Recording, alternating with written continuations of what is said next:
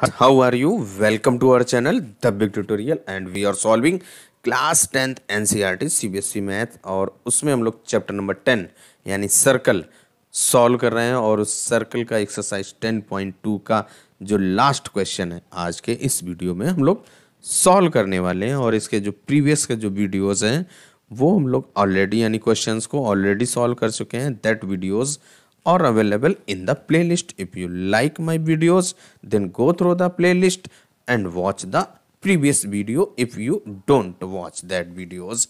So, and don't forget like, share and subscribe our channel.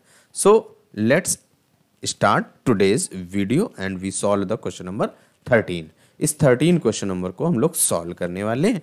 तो question number 13 आपका क्या कह रहा है कि prove that opposite sides of a quadrilateral circumscribing a circle subtend supplementary angles at the center of the circle।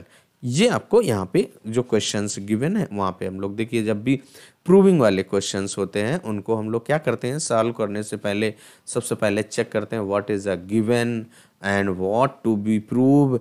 And अगर आप कोई कॉन्स्ट्रक्शन करते हैं तो आप कॉन्स्ट्रक्शन लिखते हैं और फिर इसके बाद हम लोग प्रूविंग स्टार्ट करते हैं। तो देखिए क्या है यहाँ पे, सबसे पहले हमने क्या किया, एक फिगर यहाँ पे ड्रा कर लिया। जैसा कि कह रहा है कि एक क्वाड्रिलेटरल कह रहा है तो हमने एक क्वाड्रिलेटरल बना दिया, उसका नेम दे दिया ABCD। ये आपका एक क्वाड्रिलेटरल है और that is a circumscribing a circle. एक सर्कल भी हमने उसके इनसाइड बना दिया और उसका जो सेंटर है उसका नेम हमने ये ओ दे दिया, जो ग्रीन कलर से यहाँ पे बना हुआ है उसको ए नेम दे दिया। अब हमको क्या करना है, प्रूव। क्या प्रूव करना है, तो देखिए जो एंगल AOB यानी कि जो देखिए अपोजिट साइड्स की बात कह रहा है ना, कि अपोजिट साइड्स जो होती हैं वो सर्कल पे जो एंगल सबटेंड करती हैं उनका सम 180 डिग्री यानी सप्लीमेंट्री एंगल्स होते हैं। तो सप्लीमेंट्री एंगल्स का जो सम होता है वो आपका 180 डिग्री होता है। इट मीन्स जो आपका साइड AB है, AB साइड का जो अपोजिट कौन सा है, CD। It means AB and CD के थ्रू से जो सेंटर पे एंगल बन रहा है उनका सम 180 डिग्री। ये आप कह सकते हैं कि जो angle AOB plus angle COD इनका जो सम होगा 180 डिग्री होगा। एंड जो आपका सेकेंड साइड ये BC है, BC का अपोजिट आपकी ये AD या DA है। इनके थ्रू से जो BC के थ्रू से जो सेंटर पे एंगल कौन सा BOC बन रहा है और इसके बाद जो आपका AOD बन रहा है ये AD के थ्रू से है। तो इनका जो सम है वो कितना है, 180 डिग्री आपको प्रूव करना है। तो देखिए यही यहाँ पे हमने लिख दिया कि angle AOB plus angle COD equal to 180 degree plus angle AOD plus angle BOC equal to 180 degree. इसके बाद आपने कॉन्स्ट्रक्शन क्या किया, देखिए कॉन्स्ट्रक्शन जो साइड्स पे जहाँ पे सर्कल टच कर रहा था ये एक पॉइंट और इसके बाद यहाँ पे और फिर यहाँ पे और इस जगह पे उनका नेम हमने दे दिया PQR एंड S। उनका नेम दे दिया। फिर उनको हमने क्या किया, इस सर्कल के जो सेंटर था उससे ज्वाइन कर दिया। Means OP OQ OR and OS को ज्वाइन कर दिया। तो यहीं पे कॉन्स्ट्रक्शन कर दिया कि join OP OQ OR and OS। अब यहाँ पे देखिए जो आपका ये फिगर बना हुआ है, इस फिगर के में जो आपका ये पॉइंट A है, इस पॉइंट A के थ्रू से AP and AS are the two tangent external point से। तो इनके थ्रू से जो आपका एंगल बनेगा जो इस सर्कल के सेंटर पे उनका जो वैल्यू होता है इक्वल होता है, यानी कि जो एंगल 1 और एंगल 2 इक्वल होगा। तो प्रूविंग करने से पहले हम लोग ये लिख देते हैं यहाँ पे। तो क्या हो जाएगा आपका,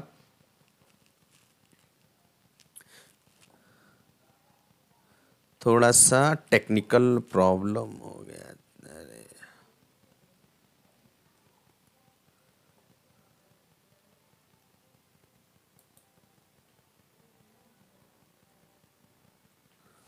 अब देखिए क्या है, यहाँ पे हमने लिख दिया क्या, tangents drawn from an external point of a circle subtend equal angles at the centre.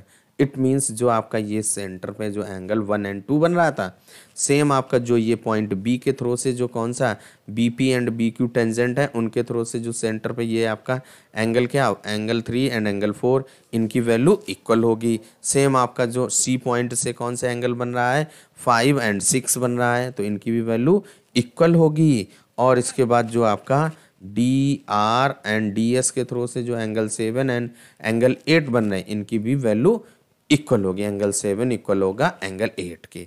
अब इसके बाद देखिए जो एंगल 1 2 3 4 5 6 7 8, इनका सम कितना होगा, 180 डिग्री होगा, क्योंकि ये आपका कंप्लीट एंगल ड्रा हो रहा है। तो यहाँ पे ये बातें आपको लिख देनी है।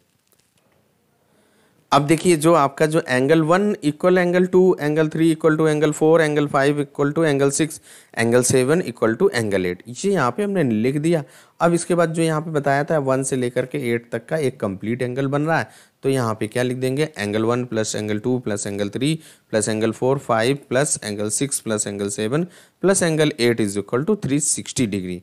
अब इसके बाद जो आपने ये ऊपर देखिए लिखा है, यहाँ से एंगल 1 और एंगल 2 इक्वल हैं, तो एंगल 1 के प्लेस पे आप एंगल 2 लिख दीजिए। तो यहाँ पे क्या हो जाएगा, 2 एंगल 2 प्लस 2 एंगल आपका 3 हो जाएगा। यहाँ पे 3 और 4 के इक्वल 3 है, तो यहाँ पे 2 एंगल 3 प्लस इसके बाद देखिए आपका एंगल 6 प्लस वो भी 2 टाइम्स हो जाएगा, प्लस एंगल 7 और वो भी आपका 2 टाइम्स हो जाएगा, इक्वल टू 360 डिग्री। एंड एक और कंडीशन यहाँ पे आपने क्या किया, 2 के प्लेस पे 1 के प्लेस पे 2, अब हम 2 के प्लेस पे 1 भी तो लिख सकते हैं।